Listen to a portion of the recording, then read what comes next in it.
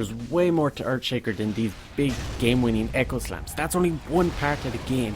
And the hero has a 25% pick rate. That's 1 in 4 games. Maybe it's because of the prestige or immortal item, but I'm going to show you 30 tips to be a better Earthshaker player. To start things off is Fissure animation cancelling. If you cast Fissure and cancel the animation, you can actually bait players out. You don't even have to commit any mana to do this. 2. A blocked patch is better than a stun, especially early on when players don't have a mobility item like a force staff and the supports don't have glimmer capes to save their allies. This can even be greater again when you know the cooldowns the enemy has on their abilities and you can exploit those. Number 3. Totem the ground and blink if you see the courier. You can kill the courier with one hit of the totem. Number 4. Play aggressive on the first rune. Every time. In the current meta, that's really important. Unless they're doing some weird tri-lane stuff at the start of the game, you always want to contest the rune. You can block the enemies away from the rune so you could walk in and take it. Alternatively, you can stun at the same time the rune spawns. While the enemy is stunned, they can't do any actions such as picking up the rune. Number 5. Block the creeps. Straight after contesting the rune, go back to the first wave and block it with your Fissure. Then use a clarity straight after. If you can't contest any of the runes for whatever reason, you can actually go and do 2 Fissure blocks. It's a little bit overkill, but the creeps will stop like right in front of your tower, which is really nice. The other thing you can do is later in the laning stage, if you're having a really tough time, you can go back and block the creeps once, and this can be a way to get like some extra experience in the lane.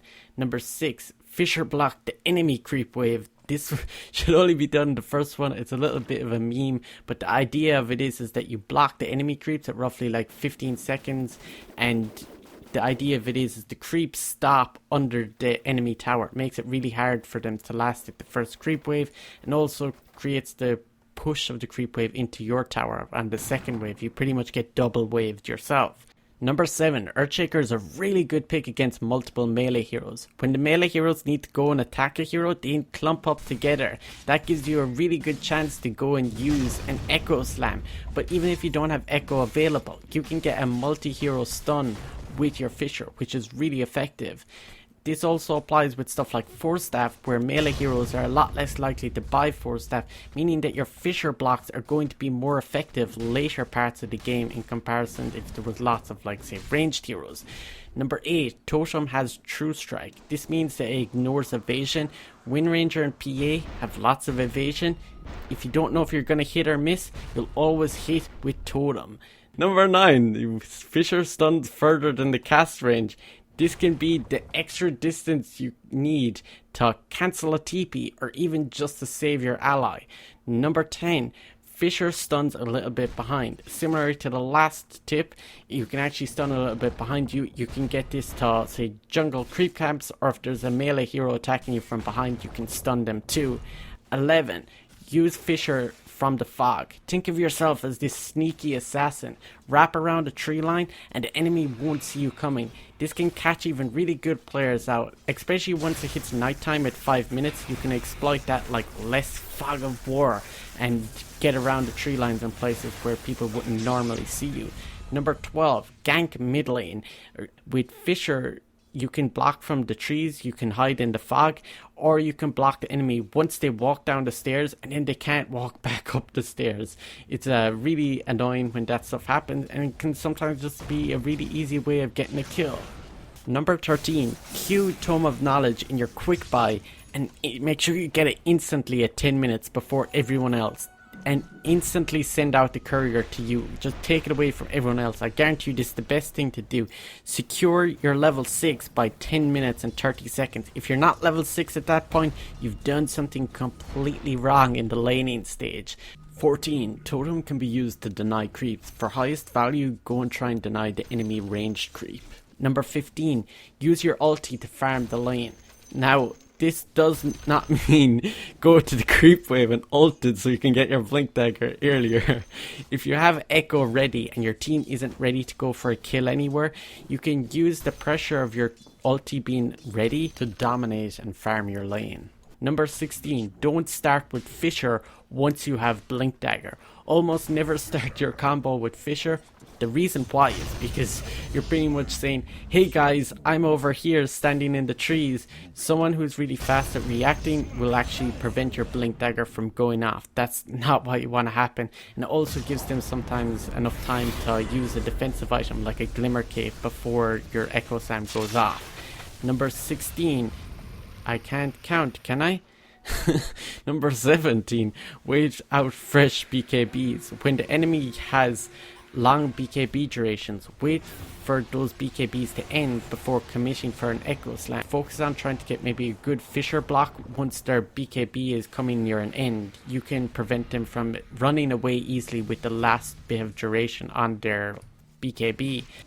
Number 18, save echo for big targets. Do not use your echo slam on pointless targets, like say some offlaner that's farming on their own. You want to save it for heroes that are really making a big impact in the game, that have high net worth. It's a really long cooldown ability, and players will exploit the fact that you don't have echo slam. Really bad idea just to randomly throw out an echo slam, especially if it's something for like a kill steal.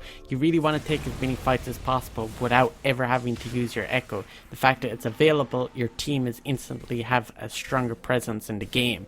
Number 19, do not panic ulti. Similarly to before, do not smash that ulti button just as you're about to die. This is a total waste, because it's really important at the later parts of the game that you save for buyback, and it can, even if you save for buyback, it can render it completely useless if you don't have echo available when you come back to life. This type of play can pretty much cost you the entire game, because of the fact that you can't counter initiate with the enemy high ground push. And even if you don't hit that echo slam, it's just the fact that the ulti is ready, players will be afraid to push high ground. Number 20, smokes. Use smoke of deceit, even if you don't really understand them. I mentioned earlier you want to be like a sneaky assassin. This is basically the sneaky assassin item for the mid to late game. Number 21, defensive position when defending the high ground. Position yourself far back, like really far back. You don't want to get hooked by Pudge, get hit by Sniper Sharpnel, or anything else that can cancel your blink. That's really what you want to do. So if you use a smoke and like really far back, you can walk up, especially during daytime, and the enemy kind of gets time to react, maybe to use a BKB or glimmer, or even like move out of the way if you just straight up walk up and blink in. If there's no smokes available, you can use something like Force Staff plus blink combo.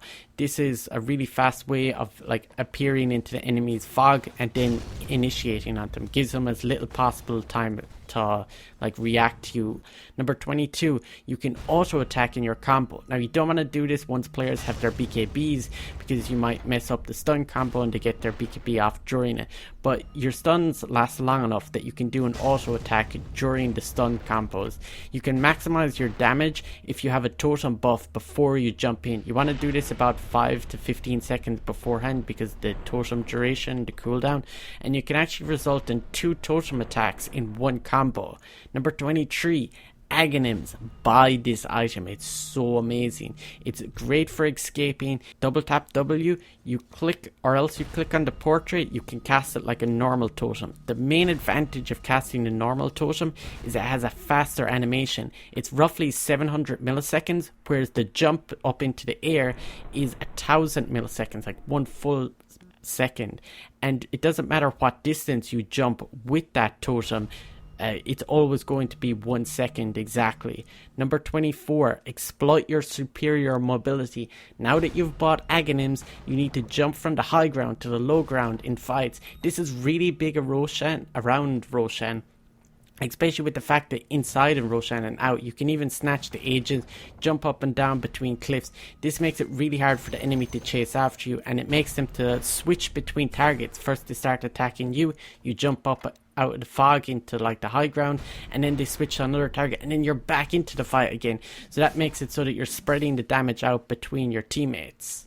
25, you can't jump with Totem while you're rooted or leashed. This is often a good reason to go get a Force Staff, because something like a Rod of Atos is going to be the way that the enemy's going to catch you.